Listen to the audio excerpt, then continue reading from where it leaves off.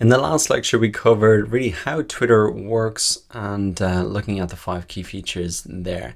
And in this lecture, we're going to look very quickly at what not to do when you want to increase your Twitter followers. Now, there's a very easy solution to increasing your Twitter followers. You could really do this. It would take you 5 minutes and you would have achieved your goals. And that is really buying your Twitter followers. But personally, I don't think that this is such a great idea.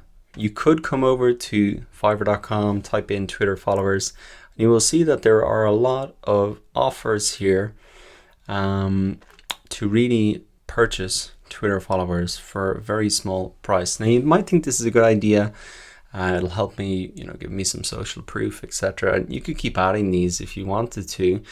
But I think what you should maybe really ask yourself is, are numbers really everything? What's more important, 10,000 fans or followers, or 100 who will actually engage with you?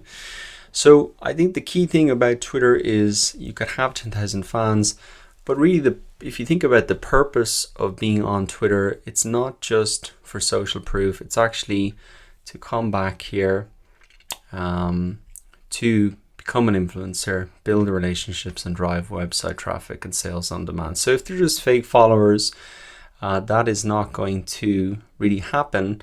And so I would probably advise against doing that. Now, the second thing that is commonly done on Twitter, and I'm not sure why it's so common on Twitter and not on maybe Facebook, etc., but is using Twitter bots for automated follows or direct messages. And I'll start with direct messages just to show you this here.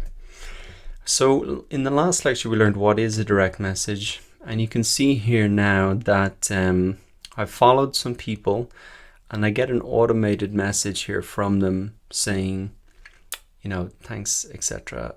And here's a link to my stuff. So obviously I can see that these are automated.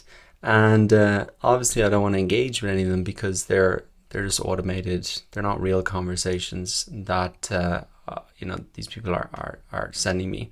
So I think some of these Twitter bots for automated followers, meaning you'd follow people automatically, and then you would in return they'd probably follow you. You delete the ones who didn't follow you.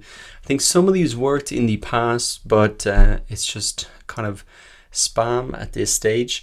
And so what I would suggest you do is really just focus on having real conversations instead. Even if you just have 1 or 2 real conversations, that's much better than having 10,000 fans. So that is just a very quick point that I wanted to make. You could hit your goals right now by buying the Twitter followers, but it doesn't really achieve the real goal that you want, which is to be able to drive traffic and sales. You need to do that by having real conversations. So that's just a small point. That's my opinion. You can decide what you want to do on that.